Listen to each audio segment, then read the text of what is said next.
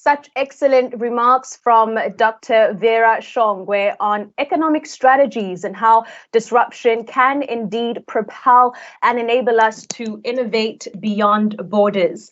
My name is Vuyolwethu Dubese, an innovation consultant and entrepreneur, and I'm pleased to be driving this next conversation with top women in global markets and private equity as we navigate strategies to accessing funding and capital for your business. In the next 45 minutes, we will highlight the current conditions of accessing funding and capital for your SMEs and startups, as well as the implication that the global health pandemic has had on private equity and impact investment commitments for African markets. This conversation is led by top women in global markets and private equity who are part of the top 5% of women in Africa in charge of managing funds. And I think that we can all agree that the pipeline needs to grow through intentional, broad-based transformation. And we'll also have the opportunity to consult the work that the Standard Bank Group is doing in partnership with the United Nations Economic Commission for Africa with the African Women Impact Fund. Our final key point of discussion is accelerating the conversation in the gear of re-engineering and reprogramming funding and capital for SMEs and startups that are found and led by women. This will highlight the strategies and the reset that will definitely need to take place in building a more robust agenda to meet the shocks of the future and cushion the growth and scale of businesses that needs to take place, including the likes of startup regulatory frameworks. As we begin to weigh in on this panel discussion, we also invite the thousands of top women who are tuned into this conversation to engage with us in the comments section and ready your questions for our Q&A segment. Ladies and gentlemen, allow me the honor to introduce our panelists for this session, themed strategies on how to access funding and capital. I have with me Lindeka Dzedze, the Global Markets Executive Head for Institutional Clients at Standard Bank. I'm also joined by Simone Cooper, the Head of Business Banking at Standard Bank. And rounding off our trio of excellent panelists is Natalie Colby, the Global Head of Private Equity at Actis. Ladies, thank you for joining us and welcome to what I hope will be a strong conversation that'll turn insights and opportunities to our thousands of top women tuned in. I'll kickstart this conversation consulting the macroeconomic outlook that was projected by the African Development Bank, forecasting a growth of 3.9% in 2020 at the beginning of the year. And with the global pandemic hitting the continent and the world, this was revised to negative 3.4% in July. And offering quite an alternative and a sobering perspective to this was the African Private Equity and Venture Capital Association, lending to us the intelligence that African private equity is more attractive than developed markets, of course, looking at a 5 to 10 year horizon. With all these data points in front of us, it's clear that the conversation of funding and capital is worth taking a longer term view when considering Africa. And in your opening remarks, I invite you and your thoughts on the current global health pandemic and its implications, respectively, in your stakeholder engagements and in the institutions that you represent, and how it has either encouraged your engagement and operations to take a step back or recommit even harder to investing in businesses across the continent. Natalie, I'll start with you and then invite Simone and Lindeka to open up our discussion. Thanks, Vuyo, and thanks for giving me the opportunity to comment on this. I mean, look, I think there's no doubt that the COVID pandemic and the government's response to that has put a dent in growth in Africa. I mean, certainly the pandemic has left the continent poorer and the citizens with less disposable income. But I think therein lies the opportunity. And I think the gauntlet has been laid down for all of us to find innovative ways in which we can bring products and services that the population needs at a price point that they can afford. And I think really the way in which we can do this is to look at innovative ways in which we can bring the product to market, and specifically using technology. And I think just, using a very simple example of education, where currently, the public sector education on the continent is generally poor and overstretched. The private sector education is generally unaffordable. And think about an online platform where you're able to bring the best professors right into the sitting rooms of students on the African continent, and giving them a high quality education opportunity, but at a fraction of the cost. And that's just one example of millions of types of innovative ideas where we can leapfrog the continent into a different place, and therein provide investable opportunities for the likes of private equity and VC. Excellent. Simone? Thanks, Vuyo, and thanks so much for the opportunity. I think from my perspective, what has struck me about the pandemic has been the human element that I think has come through in all of the engagements that we have.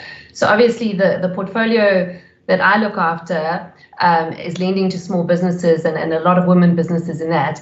And I think that previously banks have almost been a bit faceless, and they haven't understood the true impact that they have in assisting businesses and small businesses to grow, and the communities in which those businesses operate to develop. So I certainly think that from a banking sector perspective, there's almost been this reset in which banks are going, I actually now truly understand the impact that we do have from an economic perspective, from a growth perspective, and from a support perspective, and the role that we play within communities. And so I believe that this will actually be a positive for the communities in which we operate, because people are now truly starting to understand what the role that banks can play within society. I also think that a lot of banking execs and people within the banking sector are re-looking and doing a lot of introspection during this time. So I certainly know from a Standard Bank perspective, one of the things that we are looking at is our purpose is Africa is our home and we drive her growth. We've obviously done a lot in the communities that we operate in, but we certainly are challenging ourselves and saying, have we actually done enough?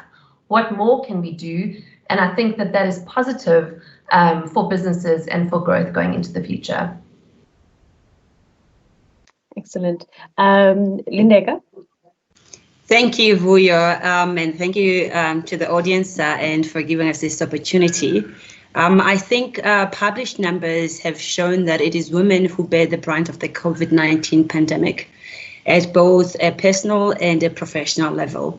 I think conversations like these highlight the need for innovative and deliberate solutions to accelerate growth and support. And I think we can never underestimate the role of financial institutions like ours to actually drive and come up with new solutions. I'm quite aware that this audience is made up of investors and key women entrepreneurs and key decision makers. And for me, what is important is that we use data to make decisions, and numbers are important. I think Simone has touched on the small and medium and possibly also on the informal side of the business. We know that small and medium enterprises are the biggest drivers of employment in the sub-Saharan continent. We also know that in terms of percentages, the African continent has the most in terms of is leading in terms of women entrepreneurs. So what we do in terms of this space for me is important. And one of the things you touched on, which I will come on in terms of when you start talking about what solutions we're looking at, is when you speak about private equity, and also in terms of when you talk about venture capital. Of interest, actually, fun enough, is that only 2% of female-founded businesses receive venture capital funding.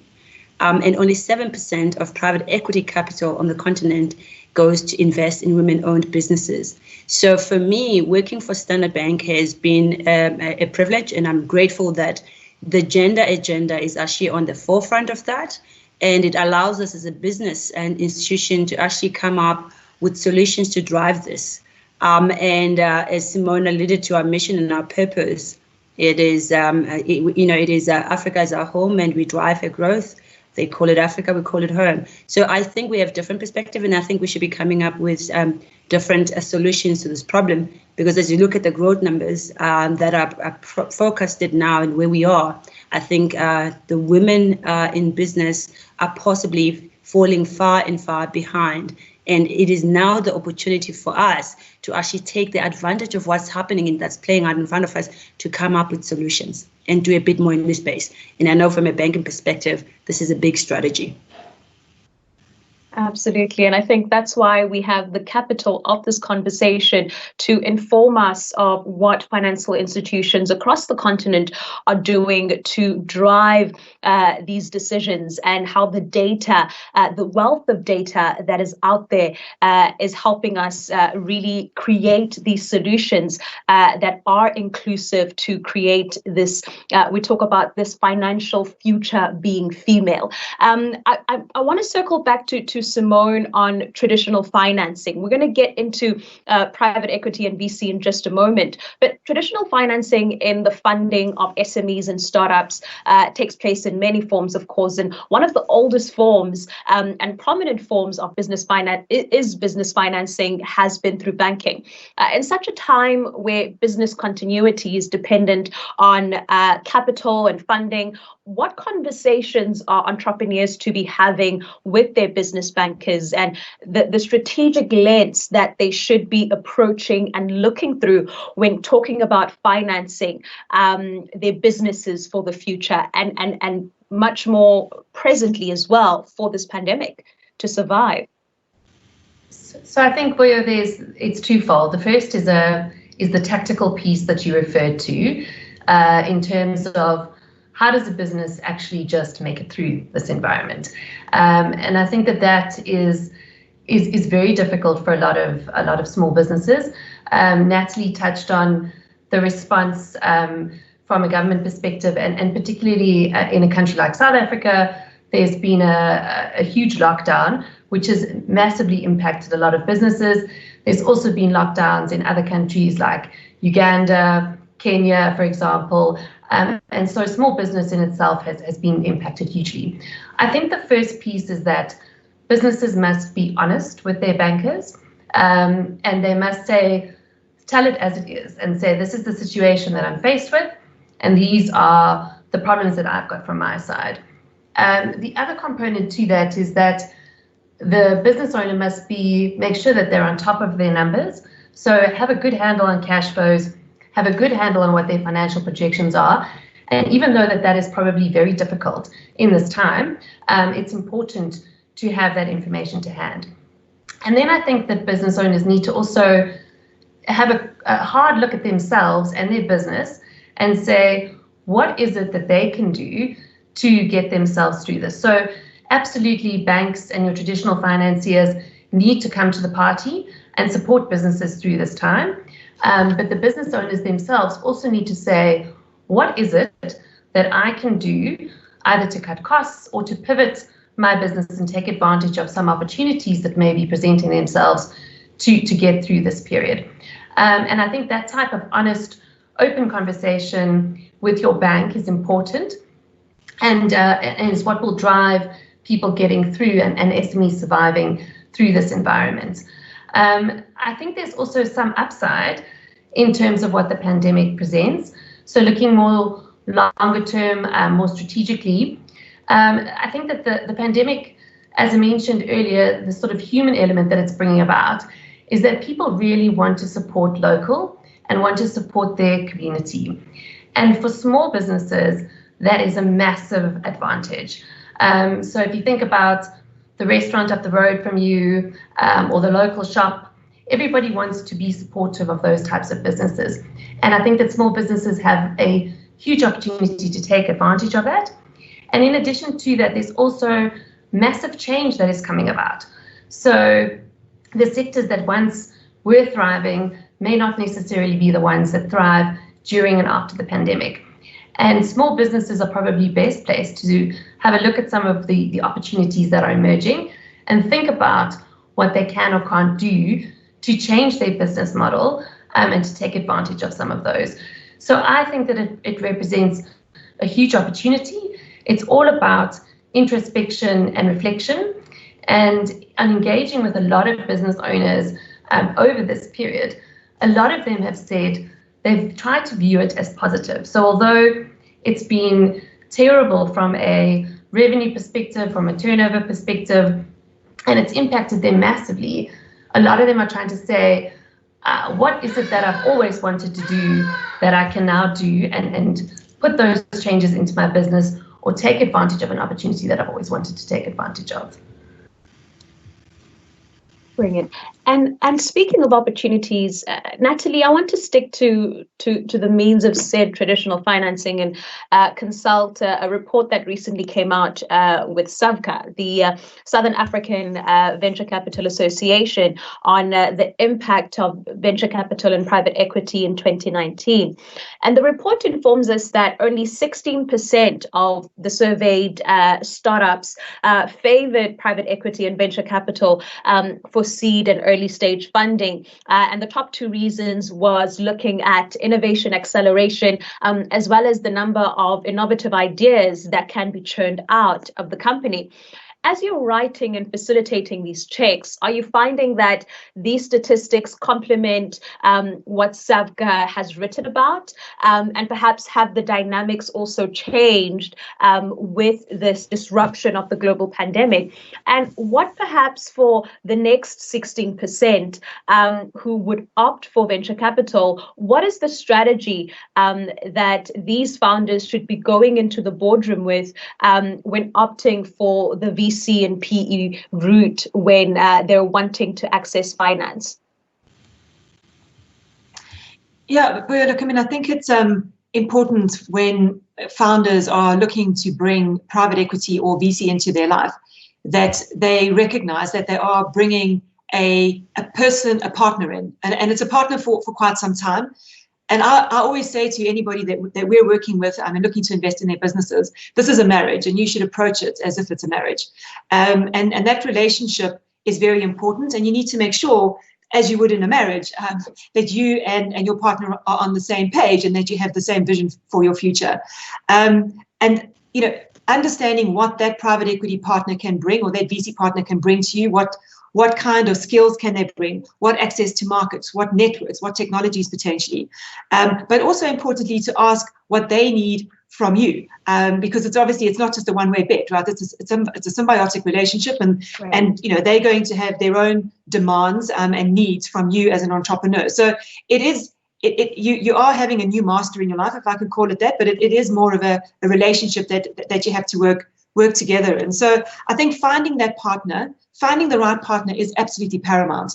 And what I would say to entrepreneurs is the person who's writing you the biggest check or giving you the highest valuation for your business is not necessarily the right partner. When private equity goes wrong, it doesn't go wrong because the business plan wasn't necessarily met. It goes wrong because the partnership fell apart and that you were no longer aligned. Mm-hmm. So I think being absolutely honest about what your goal is, what your end goal is, and where you want to be in 3 to 5 years' time, and importantly, upfronting the conversation about how you're going to get divorced, because you are going to get divorced. That's, VC and private equity is not permanent capital. Upfronting those conversations, and about your future and your vision, I think is super important, and it will certainly clear out a lot of problems along the way. And I want to expand on that just a little bit, in that when you are opting for VC and private equity and PE, as opposed to a bank loan, what should you be going to a bank for, and what should you be going to a PE and a VC firm for, in terms of so as you're strategizing who I'm going to and particularly what for, can you just expand your thoughts on that? Yeah, I mean, I think as you're sitting as an entrepreneur, it's important to understand what kind of business you're in. I mean, are you in a lifestyle business? And think about a coffee shop or a spaza shop, or a business that sustains your lifestyle and gives you some flexibility around that, but you're not looking to kind of take over the world. That kind of financing is more suitable to debts, to kind of working capital type facilities, which can come through microfinancing or ultimately banks as well. Those kind of businesses won't necessarily draw the attention of VC and private equity. And there's a reason for that. VC and private equity want growth, and they want to see a business that can scale. So if you're looking for scale, and you're looking for somebody to come and inject something in, whether it's capital or innovation, and you're wanting to grow the business and take it to the next level, that's when you should be bringing private equity and venture capital in, and asking them, how can they help you grow your business and take it to that next level. So I think it's important to understand what kind of entrepreneur you are, what kind of business you want, where you're wanting to take it, and then find the right partner depending on what it is that you're looking for. Excellent. Lindeka, let's go behind the scenes a bit with the chilling statistics that you presented us with in terms of the recipients of funding on the continent. The fortune of funding and capital still favors traditional financing. However, this fortune doesn't extend its favor in the pipeline in the sector. There's currently 5% of women in Africa in charge of managing funds, and in response to this, the Standard Bank Group has partnered with the United Nations Economic Commission for Africa and several other partners to establish a platform to accelerate the growth of women-owned and operated investment funds and companies across Africa. I think this is an excellent opportunity to discuss the transformation that needs to happen in the sector due to the meritocracy that occurs. But with this 10-year plan and this raising of a $1 billion fund to address the problem, and perhaps take us through the stages of the phases of this incubation and the investment that the fund will address with the selected participants and the deployment of the funds. Thank you, Vuyo, and thank you for that $1 billion number in 10 years. So I need everybody with us to make this happen. So I guess the genesis of the fund from our perspective is simply to increase the size of assets managed by women fund managers and in turn increase the scale of economic decisions that they make. So we're looking to create a platform that will support the growth of fund managers, women fund managers, and surround them with the necessary technical and assistance to create a sustainable and sustainable platform. We've embarked on a 3-phased approach to address this from our side. And I must say we're doing this obviously utilizing the bank's asset management division. It is a fund of funds structure. We are doing it with our standard multi-manager business that has been doing this for a number of years. So the first approach that we're taking is that the African Women Impact Fund will invest in established women managers within the listed and private debt market space with a proven record as core managers or lead managers. And then this for us is obviously as possibly naturally will come in here a far more find that it's an easier space for us to be able to deploy the capital. And then the next phase we are looking at is to extend the mandate to include managers in private equity, and thus enabling the fund to hold a combination of listed and private assets investment. And that is for us phase 2 approach. But obviously, everything is dependent on us making sure that we are able to raise the $100 to $150 million in terms of the first close. And then the third phase for us that is important, as you say, that if we're looking to build the pipeline, we have to look at extending our mandate to include the incubation phase of women-owned asset managers on the continent. And this is where we're looking at providing that technical skill, that mentoring that is needed to actually drive this. So this is all for us, I guess, that phased approach to make sure we are able to have some credible and results and be able to have early wins to demonstrate that this is a viable solution. It is obviously one of its kind, possibly a first in the market. So there's a lot of pressure to make sure that this succeeds. For us, and as you can imagine, as we move further and further, if you look at what we're hoping to achieve, not only in terms of the assets under management, it is actually to make sure that within those firms that are either women-owned or women-led, is that you actually encourage those businesses that they invest in to actually apply also the gender lens. And I can imagine that for Natalie and Simone and I don't think when we sit in most of our meetings, we are facing people of our own gender. And oftentimes it is our male colleagues. And I do not think that this is something, I think it is a blind spot. And sometimes one that when we talk about, even when we talk about the ESGs in terms of strategy, the social part that speaks to women is often not as, I guess, from my perspective, from what we see, as over-indexed as it should be. And especially when we find ourselves in this space in terms of the impact of the pandemic in our areas. And I'm just thinking in terms of the broader ecosystem, and when we look at where we all come from, we know that also 70% of business consumption decisions on the continent are made by women. Yet we do not necessarily feature when you look at the institutions that we run or the corporates that we look after. And I think that's the reason we also have this conference, right?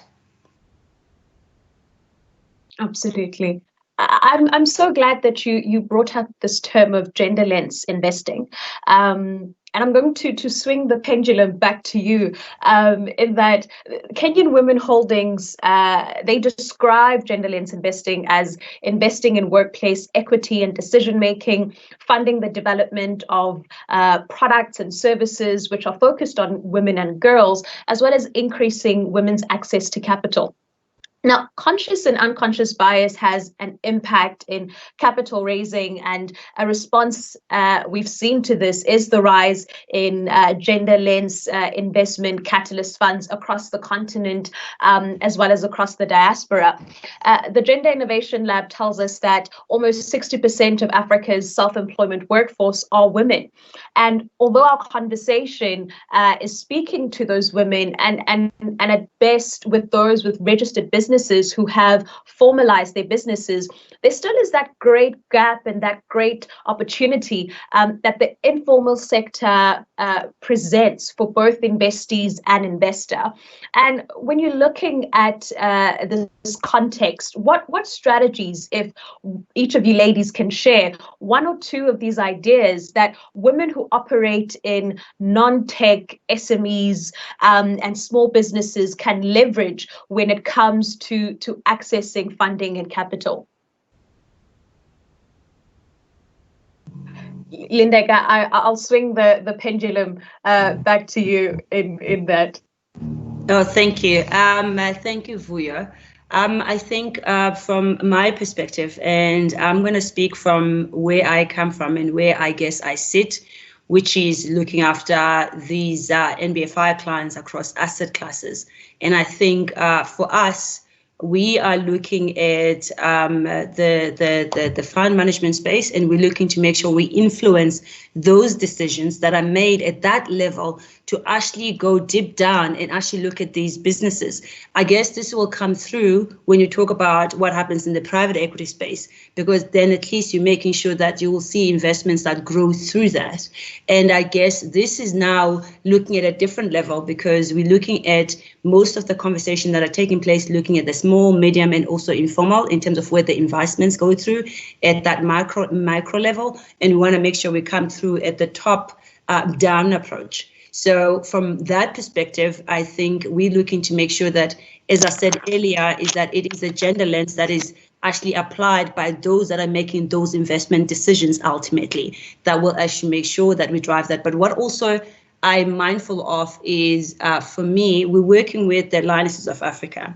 The Lionesses of Africa is, in fact, I know Gabilo is not part of this call. She's actually one of those people that has been working with them since we had a partnership with the bank. And they're looking at women entrepreneurs across. And this also does not speak into just well-established businesses. This also looks at even your startups and also incubation level. So it actually does look into that. And we're hoping by working with them, we'll be able to access all the way down to that level in terms of informal level, where we bring them up the channels to be able to access what we're doing at the fund level. Brilliant. Simone, in your experience? So yeah, I'll talk at it from a SME's perspective. I think that one of the things that I reflect on is being able to tell your business's story is so critically important. And the reason I reflect on that, I was a judge at one of our startup funding capital pieces a few weeks ago, and there were a number of SMEs or startup entrepreneurs who were pitching their business ideas. And the ones that were successful in pitching their ideas were those that could tell their story exactly and succinctly what their business does, what makes their business different. So why is their business going to succeed versus somebody else's? What are the numbers looking like? How they're going to make money? And then I think there was also the piece around there's a buy-in to the person. So being a bit vulnerable in the space, opening up a bit to the audience, I think that is also quite important. So storytelling and what your business is about is critical. And I think that often as women, we tend to take a step back and be very good at talking about the numbers and all the pieces that logically make sense, but not necessarily getting people to buy into us and to the business that we want to run. And actually, as women, I think that we are very good at actually doing that when we just open up a bit and try to be a little bit more of ourselves rather than trying to be competing in a man's world. I love it.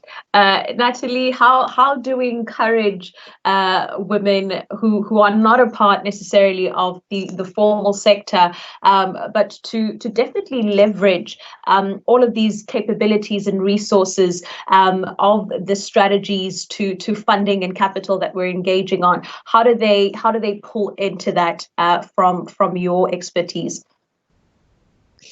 Yeah, I mean, look, I think there's capital gets attracted to growth, full stop. I mean, I think there's businesses, you've got to show that you've got a path to growth and a path to scale, and that your business is sustainable. And I think that the one piece of advice I often will say to entrepreneurs that are kind of sitting in your own canoe, you're all kind of rowing really hard to try and grow your business organically, is to have a look at collaborations and to collaborate. Because often when you collaborate with others, whether it's in your supply chain, whether it's in your your distribution, and even with your competitors, and I know that might sound crazy, but you might be sitting here and on the top of your pile, but think about how much bigger or better you could be if you combine with your biggest competitor. There you end up with a scale business, one that will attract capital, one that's growing, one that's taken market share, that's got other opportunities to grow. So I often encourage entrepreneurs to think beyond just their own business and think about where in their ecosystem can they collaborate with others and be stronger together, as opposed to be trying to kind of just paddle your canoe in your own in your own place. I think the other thing that people can also look at to catapult growth is look at technology. I mean, I think there's so many technological innovation out there. Whether it's in accessing new markets, whether it's finding new clients, social media, whether it's looking at different ways in which you can develop your products, really embracing technology as a way to catapult yourself as well. So I'd say, looking at collaborations within your ecosystem, and then how can you boost your growth through using different technologies that are out there. Absolutely. And as we wrap up this panel discussion, I'm encouraged by the potential of impact design and expansion of funding and capital for women-owned and led businesses, as well as the investment funds.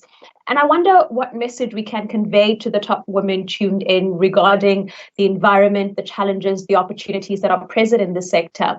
And with that in mind, also taking into appreciation the various stakeholders who are a part of this discussion and a part of this ecosystem, including government and not just the private sector and civil society.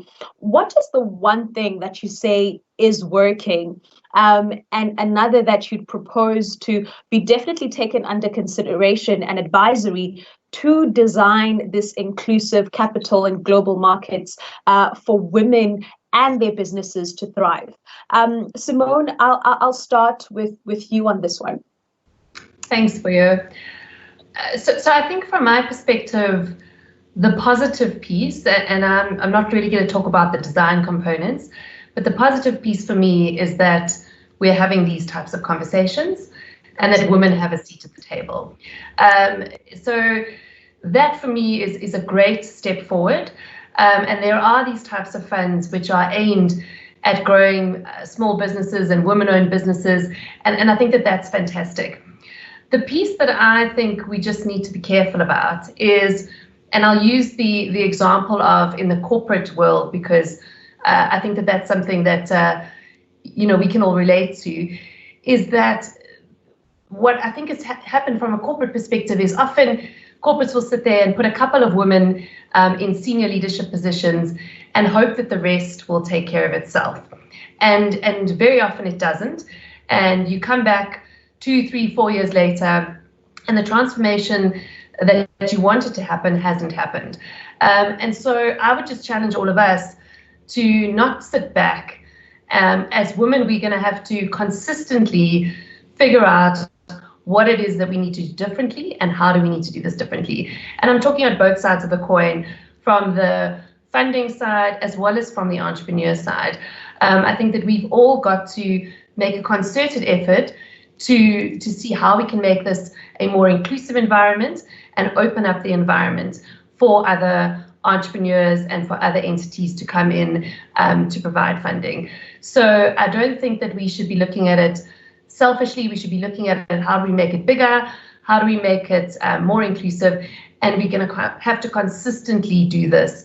It can't just be a once-off event that we do, and we all walk away from here and think that we've done a great job. I love it. I love those very, very key points. Lindeke, how do you contribute to this conversation? Thank you. Simone has just stolen my thunder on the second point, but I'll come through here. What I think for me is working is exactly these kind of platforms. As Simone said, we need these dialogues to take place. These conversations must happen. We must create the visibility. We can talk about all these women entrepreneurs and all these businesses. If Natalie, where she sits, she's not able to see them, how are we going to bring them up? And I think that visibility and transparency, and that means for me that we need to actually create platforms. We need to actually make sure that we are aware of what's out there. And it is not just going to happen, because I think this is where the role of our institutions should come through in terms of what we do to provide that visibility, which is, I think, what this conference is doing. We're also having another one with the Harvard and Lionesses taking place at the same time, currently. And it also speaks to women and the changing face of African entrepreneurship.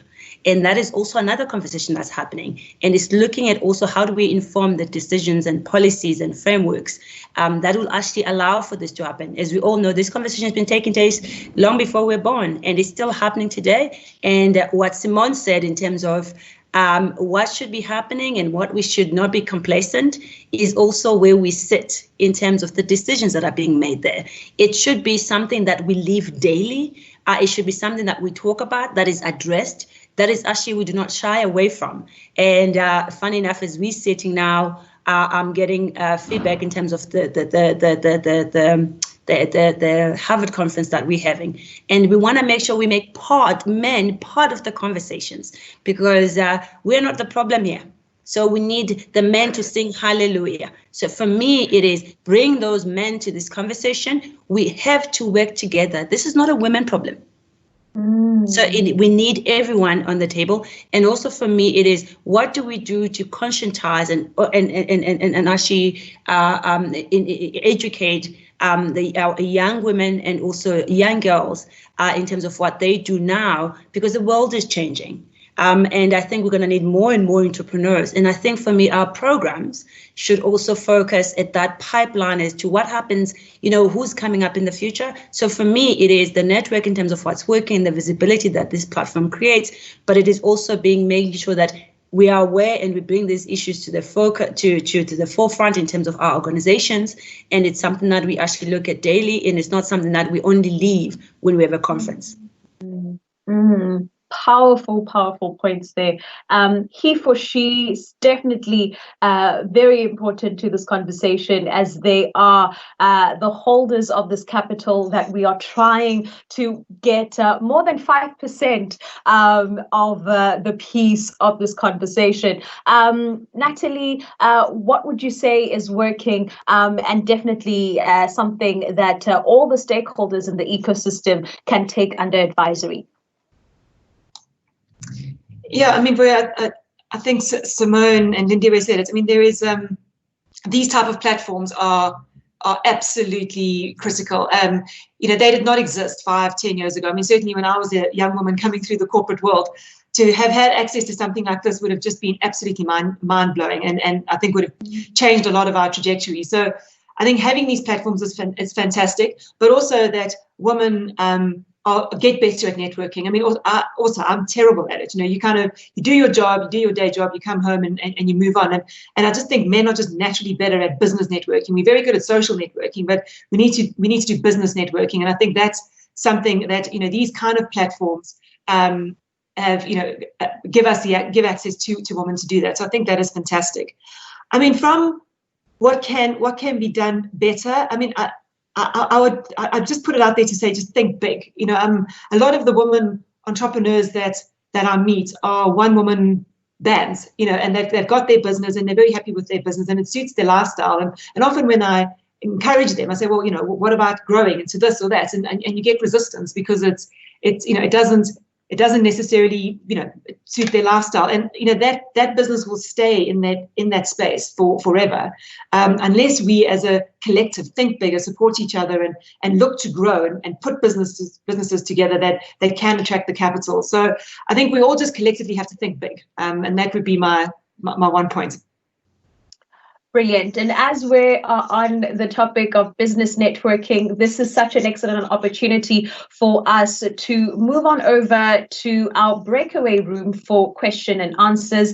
Thank you, ladies, for capturing this conversation that really encaptured the current ecosystem and its hard-hitting agenda to lift the bed of investment bias and driving home what can be done economically to empower businesswomen across the continent and lead the impact as well as amplify it.